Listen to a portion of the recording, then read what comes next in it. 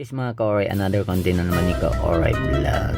Yan, follow, like, and share, huwag niyong kakalimutan. Nandito pala tayo sa may Pasig, Ortegas. Pupunta pala tayo sa Estrada, office ng JNT Express yung mga ka-Oray. Yan, naglalakad ng kagad si ka-Oray. Ang bilis ng pangyayari, nandito na kagad sa Estrada 2000. Yan, shoutout pala sa madadaanan natin na si SG na laging nagbabantay. Hindi ko na pinakita na pumirma ako para makapasok. Yan, nakasabayan ko na yung mga magagandang dilag dito sa JNT Express, yung mga nag-opisina. Yan, mga big boss natin. Yan, nandito na kagad si ka-Oray Vlog. Umupo saglit habang hinihintay si Ma'am Cheryl. Dito pala yung opisina, hindi ko na pinakita. Yan, nakakuha na kagad ako ng uniform sa kalis ng ID ko. Sinabay ko na rin, sayang, diba?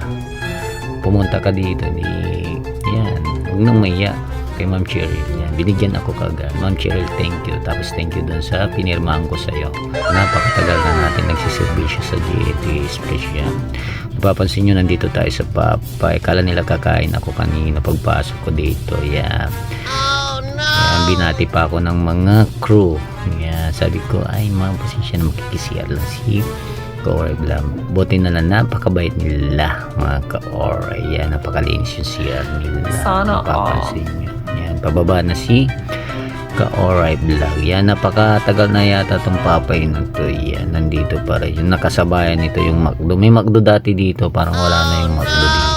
Yan, pas na si ka-Oray, napansin ni ka-Oray ka tambay. Yan, pasensya ka na Mimi, wala akong maiabot sa iyo. Yan, tinawag ko na lang, saplusin ko na lang siya. Yan, ingat ka palagi Mimi ha. Yan, yung may bibigyan, parang gusto niya sumama or